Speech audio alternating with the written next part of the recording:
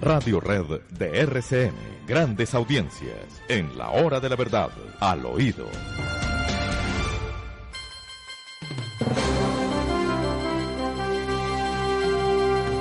Bueno, queridos amigos, estamos asistiendo a varios debates simultáneos de la mayor gravedad para el país. Hoy el exministro Rudolf Homs diciendo que es necesaria la madre de las reformas tributarias. No hemos salido de una y ya caemos en otra. Unos niveles de endeudamiento insoportables, una fuerte caída en los recaudos tributarios por razones que son bien explicables, una situación fiscal extraordinariamente delicada. ¿Qué vamos a hacer? Una nueva reforma tributaria. ¿Qué tareita? El plan Homs, doctor Londoño, le pregunto, ¿no? Es que hemos hablado aquí ampliamente del famoso plan Marshall y de nuevo, para un plan Marshall se necesita un Marshall. Esto no es solamente una reforma tributaria. Condición elemental, ¿no? Plan Marshall sin Marshall no existe. ¿Quién es Marshall? No, y no es solo una reforma tributaria, llámese como se le quiera llamar, la madre de las reformas. No, pues claro que se necesitará una reforma tributaria, pero eso será solamente una pieza más del inmenso engranaje que hay que mover o que hay que montar para lograr echar a andar de nuevo la economía. Entonces, pues sí, está bien, pero eso es una partecita nomás. Pero mire, lo que se necesita en este momento, doctor Fernando, Sergio, Demar, es confianza. A mí nunca se me va a olvidar cómo cuando llegó el gobierno Uribe en el año 2002, una de las tesis que sostuvo en ese momento Andrés Felipe Arias, y que sostuvieron Andrés Felipe Arias y Alberto Carrasquilla, hoy ministro, era que lo más importante era volver a la confianza. Por eso se habló siempre de la confianza inversionista. Yo pregunto, ¿qué confianza se genera cuando siguen anunciando reforma tras reforma y ahora la madre de las reformas? En eso sí les digo con toda claridad. Salió mucho más consciente en ese sentido Andrés Manuel López Obrador en México, que dice que pase lo que pase no se pueden subir impuestos porque hay que defender la empresa. Ahí les llegó el socialista y resulta que en Colombia un gobierno que había sido elegido para defender la empresa, para promover la confianza inversionista, entonces está generando mucha incertidumbre con esto de las reformas. Doctor Fernando, los empresarios que están en últimas buscando la manera de retirar sus capitales de los mercados que no ofrecen suficientes garantías, cuando escuchan todos estos expresiones de exministros, de fuentes del gobierno que dicen que viene la madre de las reformas, pues les mentan la madre, doctor Fernando, para ser claros, si no van a invertir. Bueno, y entonces es que uno tiene que ser coherente en las cosas. ¿Cómo decimos que estamos en un plan de austeridad? Que es una parte de la reforma. Es que la reforma tributaria no consiste solamente en recaudar más impuestos, sino que es parte de un plan para disminuir el déficit fiscal, y una parte esencial es la reducción esencial en los costos, en los gastos de funcionamiento del gobierno. Y en esta semana nos han dado la noticia de 2 nuevas consejerías en comunicaciones y en prensa. ¿Cuánto cuesta eso? Pero además, psicológicamente, ¿qué significa? Pues significa que el gobierno necesita entonces mejores estrategias de comunicación porque las que tienen no le han funcionado, sería la pregunta. Y necesita 3 consejeros para eso. Ya tienen un cargo que tienen a Hassan Nazar en él y ahora le montan otro paralelo, otro señor. Bueno, expliquemos. Perdóneme, Sergio, está equivocado. 2 más, 2. Uno en la vicepresidencia y otro en la presidencia. Sí, tiene usted razón, doctor. El nuevo cargo de la vicepresidencia es el del consejero para la vicepresidencia, precisamente, que entre otras funciones tendrá la de diseñar estrategias de comunicaciones para la vicepresidencia. Pero está otro cargo que lo acompaña, entonces sería la consejería presidencial para las comunicaciones, que es donde el titular es Hassan Nazar. Y nace una nueva consejería el día de ayer que se da a conocer a los colombianos, que es la Consejería Presidencial para la Información y la Prensa, que estará manejada, según dicen, por Carlos Alberto Cortés, quien ha acompañado al presidente Iván Duque desde el inicio de su campaña a la presidencia. Entonces, pues, ¿en qué quedamos? Porque desde México, Santiago nos ha dicho que AMLO, que ha cometido toda clase de disparates, los que son posibles cometer, por lo menos ha sido coherente en su plan de disminuir el gasto público, ¿no? Sí, tal cual, así ha sido. Y nunca pudo vender el avión, ¿no? El avión se quedó ahí parqueado esperando la rifa. Esa es otra cosa que toma tiempo. Pero hágame el favor, es una rifa. Pero si el avión acaso era de él, era del Estado, no, el avión no estaba en deuda. Claro, el avión no estaba total. Eso es verdad, pero ya se había pagado una buena parte de mar. Entonces lo están rifando. Vea pues. Bueno, vean, este consejero... Sí, pero yo les digo, yo prefiero una medida que ¿quién compra boleta para la rifa con el riesgo de ganársela? No, y más hoy, porque hoy, bueno, uno se ganaba ese avión antes de la pandemia y podía salir a venderlo. Hoy, ¿quién le compra un avión? Sí, pero mire, yo vuelvo y digo, todas estas cosas que a veces suenan medio a payasadas o lo que corresponda, pues pueden criticarlo, pero yo lo que sí digo es que las medidas de austeridad usted no las puede anunciar en un programa. O sea, usted lo eligen en parte por eso, porque acuérdense que de los 5 postulados del Centro Democrático, uno era el gobierno austero, pues tiene que llegar y cumplir, porque es que yo extraño mucho al senador Duque, quien cuestionaba permanentemente en el Senado de la República el incremento en el gasto público y en el empleo público que en el gobierno Santos se disparó por encima del 18%, de acuerdo con estudios del externado que tocamos aquí en La Hora de la Verdad en ese momento. Y ahora resulta que estando en el gobierno siguen incrementando el gasto público, siguen anunciando medidas de austeridad, pero incrementando a la vez la burocracia del Estado. Entonces, esto sí, perdóneme, doctor Fernando, Sergio de Mar, esto no puede seguir así. Usted no puede anunciarle a los colombianos que viene una reforma tributaria y que lean en los titulares que vamos en 3 consejerías nuevas en una semana y además cada consejero tiene toda su parafernalia, como los altos consejeros que tienen sus consejerías adjuntas, doctor Fernando. Mire, como esto no tiene ningún sentido. Como esto no se trata de un comentario así de esos desprevenidos o que no tiene algún fundamento, vamos a la memoria de los colombianos con una de esas intervenciones del presidente Iván Duque en campaña, cuando le hablaba a Colombia de la necesidad de un Estado austero. Necesitamos actuar, y es que la razón por la cual esos impuestos se volvieron tan asfixiantes es porque el Estado se dedicó a gastar y a ver al empresario como una vaca lechera que la ordeña para gastar más. Yo estoy proponiendo con claridad, primero, eliminar gastos innecesarios en el Estado. Y hay muchos. Hacer una reforma a la administración pública que nos genere ahorros permanentes para que el Estado ahorre más. Bueno, uno es el candidato y otro es el presidente, ¿no?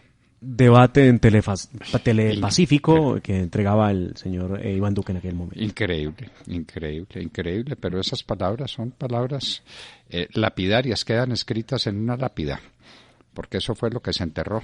Más gasto público hoy que estamos hablando de un nuevo consejero de comunicaciones y quedan 3.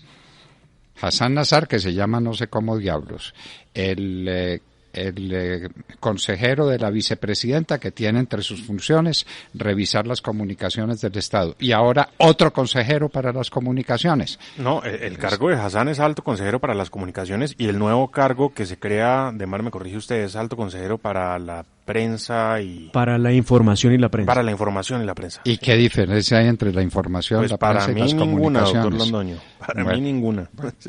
Una de las funciones... Si alguien sabe, que nos lo explique. Una de las funciones de este nuevo consejero será asesorar en coordinación con la Consejería Presidencial para las Comunicaciones, o sea, con Hassan, al presidente de la República en las relaciones con medios de comunicación nacionales y regionales y en la implementación de las herramientas técnicas requeridas. Pero es que ahí hay un tema, doctor Fernando, ahí hay un tema que es gravísimo, y es que resulta que ahora para cada problema o situación difícil se crea un cargo. Y con todo respeto, pero aquí entonces hay que promover el deporte, el Ministerio del Deporte. Los Estados Unidos no tienen un Ministerio del Deporte. Que hay que promover la ciencia, un Ministerio de Ciencia. Que tenemos un problema para proteger los niños, Ministerio de la Familia. Entonces vamos a llegar en un momento en que mejor no digamos nada, porque cada vez que se denuncia un problema van a crear un ministerio. Por ahí no es que no pasamos es. De 16 ministerios a 18, porque 16 en la era Santos, a y 18 las consejerías. Y pasamos de 12 a 14 consejerías. Yo no veo que una persona tenga tantos consejeros. Es que el presidente no da abasto para oír 16 personas que le están aconsejando. ¿A qué horas trabaja? ¿A qué horas? Pero se supone que ya cuando llegó a la presidencia sabía qué era lo que tenía que hacer. Ahora necesita 16 consejeros que le aconsejen qué es lo que tiene que hacer. ¿Y los ministros? ¿Los ministros no existen? ¿Los ministros desaparecieron? Doctor Fernando, que lo aconsejen a usted en privado, vaya y venga, pero es que todos son voceros. Es que yo sigo sorprendido recordando que hace unos meses, después de ese fatídico atentado en la Escuela General Santander, que por cierto falló porque iba a ser mucho peor, como lo hemos dicho, tenemos a un alto consejero, que es en este caso un alto comisionado para la paz, diciendo que Cuba tiene que extraditar a los jefes del ELN, que no reconocen los protocolos de ese proceso de negociación porque los había firmado el gobierno anterior, etcétera, etcétera.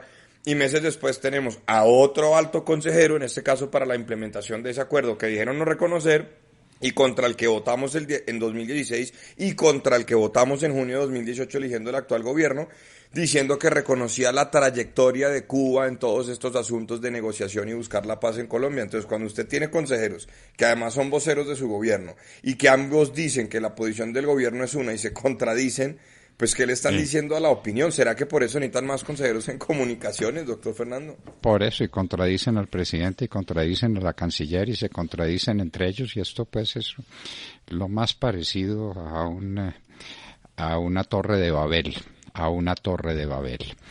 Bueno, les quiero contar que Buenos Aires se cerró. Buenos Aires, el coronavirus se le vino encima y la Gran Buenos Aires está literalmente cerrada. Y Brasil también. Brasil se acordó ahora de que cierra todos los espacios aéreos para que le lleguen extranjeros, porque anda de segundo lugar en el mundo en contaminación, 40 y tantos mil. Fueron los contaminados de ayer en el Brasil, una situación dramática. Y hay una noticia pues que es difícil de elaborar, que pasaron a la Dirección Nacional de Activos Especiales los bienes de nuestro ex embajador en el Uruguay, que valen 150 mil millones de pesos. Perdóneme, pero una finca por aquí, arribita de La Calera, no puede valer 150 mil millones de pesos. ¿De dónde? No, pero depende de la extensión. Es que la extensión de esta... Ah, no, pues entonces, ¿todo el municipio o qué? Pues sí, es bastante grande. Déjeme, voy a confirmar de cuántas hectáreas estamos hablando, pero según he entendido desde el comienzo, pues la extensión de esa finca es inmensa. Una finca con servicios agrícolas, bueno, con producción agrícola y demás, no una casa de recreo. Y con una zona boscosa donde unos bandidos llegaron y montaron ahí un laboratorio de cocaína. Ya el mayordomo se presentó y dijo que él no tenía nada que ver en el asunto. Y entonces, pues la Fiscalía siguió adelante con el proceso de extinción de dominio contra los propietarios del bien, que no es solamente el doctor San Clemente, sino que parece que hay otros propietarios, y pues yo quiero saber de qué finca se trate, porque entonces sería una finca gigantesca. Gigantesca. Algunos han cuestionado de dónde saca el doctor San Clemente tanto dinero, ¿no? Yo creo que construir un patrimonio de esa magnitud habrá tomado 2 o 3 generaciones al menos, y seguramente pues esa es la explicación para que ellos tengan una finca de ese valor. Bueno, ¿cuál es la noticia que tienen ustedes por ahí de que El Espectador dejaría de ser un diario? Sí, señor, ahogado por la crisis económica, la caída en la pauta, también golpeados por la pandemia, El Espectador se plantea la posibilidad de dejar de ser un diario y de convertirse en un semanario. Ya había pasado, ¿no, Sergio? Hace casi una década. Ya había pasado hace unos años. Sí, señor. Sí, Y volvería a ocurrir. Volvería a ocurrir, pero bueno, no puede quejarse del patrocinador que tiene, ¿no? El dueño es uno del Grupo Santo Domingo, claro. Por eso. No me digan pues que el Grupo Santo Domingo tiene problemas económicos para mantener El Espectador como diario. Pues no le dará la gana, eso es otra cosa distinta.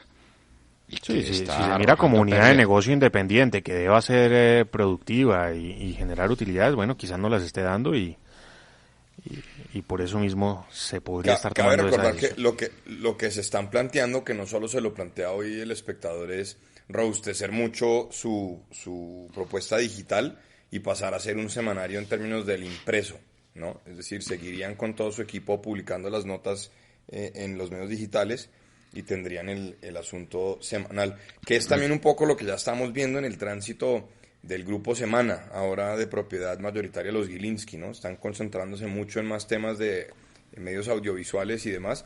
Ninguno los gana los jueves, eso sí hay que decirlo, ¿no? Ah, bueno, a propósito, recordemos que esta tarde estaremos en la tarde en la hora de la verdad con el presidente Álvaro Uribe Vélez. Eso parece que ha tenido una reacción muy grande en las redes, ¿no? A las 6 de la tarde estará con nosotros sí, señor. por vía digital. No estamos al aire por Radio Red, sino que estaremos en YouTube y en Facebook a las 6 en punto de la tarde con el presidente Álvaro Uribe Vélez. Así es. Y hay una expectativa enorme. Sí, y a propósito de temas digitales, recordarle a nuestros oyentes, a quienes han llegado hasta ahora a la sintonía, que a partir de hoy estamos también emitiendo nuestra señal a través de YouTube, en vivo, en directo, así que ahí pueden conectarse también a esa plataforma para recibir el contenido en directo de la Hora de la Verdad. Muy bien. Y entonces, ahora Efromovich está diciendo que va a comprar a Italia.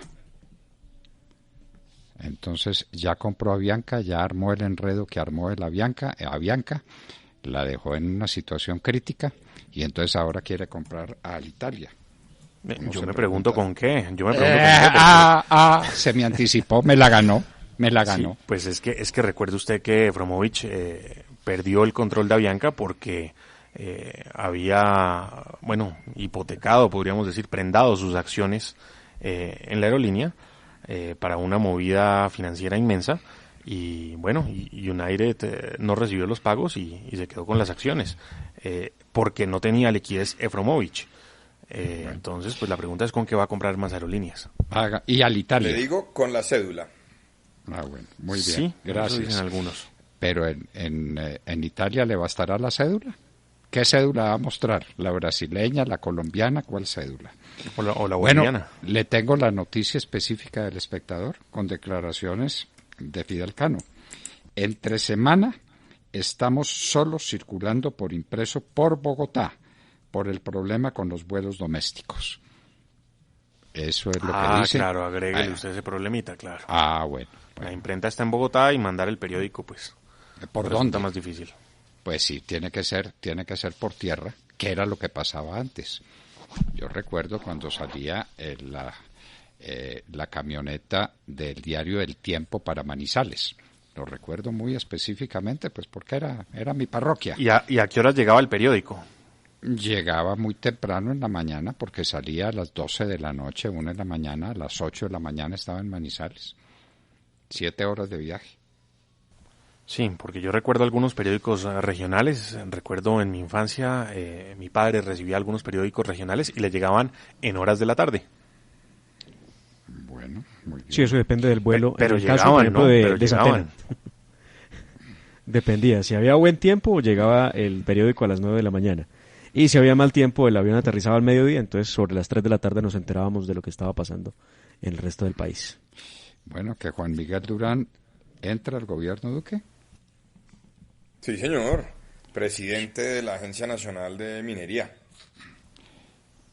Se desempeñó como superintendente de puertos y transporte, como gerente general del Fondo de Financiamiento de la Infraestructura Educativa. Pues cumple el requisito principal, ¿no? Santista. Ay, Dios mío.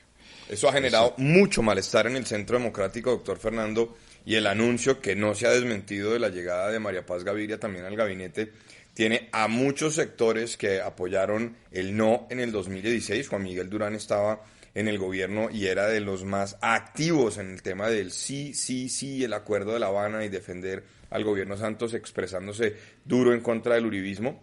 De allí pasó a integrar el gobierno de Enrique Peñalosa, primero como secretario de Desarrollo Económico y luego como secretario de Gobierno. Pero uno sí no entiende este asunto, uno no entiende cómo una propuesta de gobierno que en últimas pretendía enarbolar las banderas que se defendieron en 2016 en el plebiscito, pues en últimas termina conformado por las personas que tanto atacaron a todo ese grupo de colombianos que ganó en las urnas, doctor Fernando. Deja un sinsabor, a mí me deja un sinsabor. Bueno, y una noticia de última hora. ¿Recuerdan el pleito que tenía Venezuela por el oro que estaba en el Banco de Inglaterra? Sí, señor. Lo perdió Nicolás Maduro.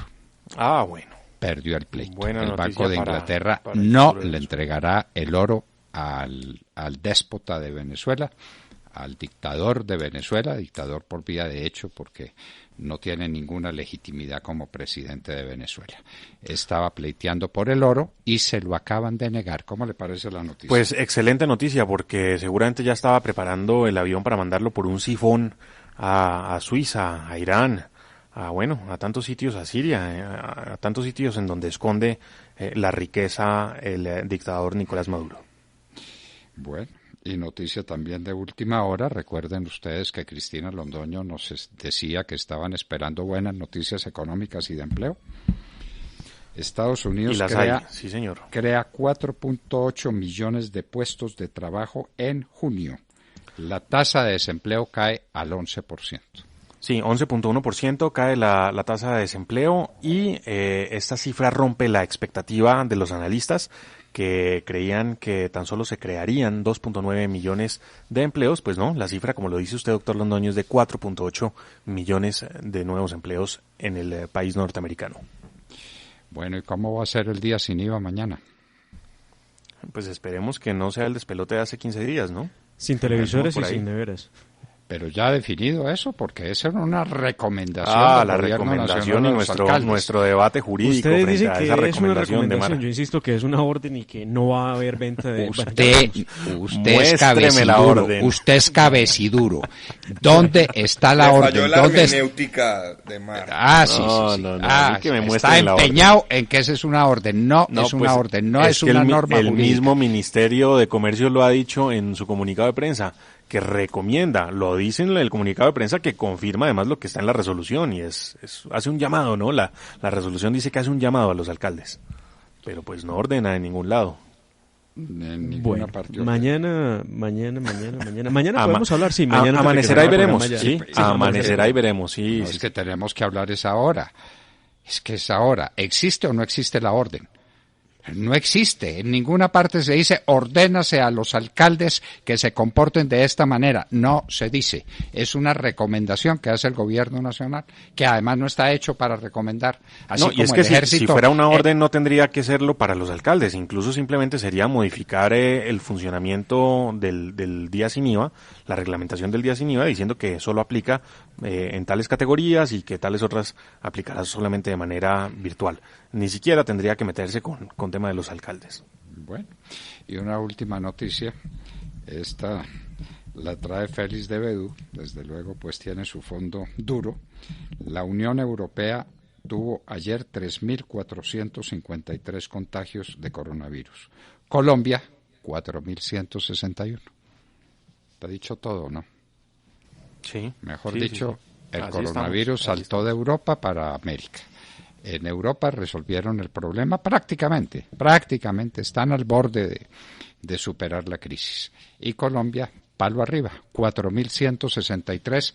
¿Cuántos de esos contagiados vienen del día sin IVA? Imposible saberlo, ¿no es cierto? Bueno, y les quiero contar que tenemos un invitado muy especial con quien estaremos en un minuto. Luis Guillermo Vélez, economista, profesor universitario, nos hablará de la posible reforma tributaria y el plan de austeridad por el que él está abogando desde hace años. Plan de austeridad que hoy tiene una manifestación muy curiosa, o esta semana. 2 asesores especiales para comunicaciones y prensa del Gobierno Nacional, a un costo pues gigantesco. Pero en fin, en eso estamos. En un minuto Luis Guillermo Vélez estará con nosotros en la hora de la verdad. Y hablábamos con ustedes Al oído. 7:49.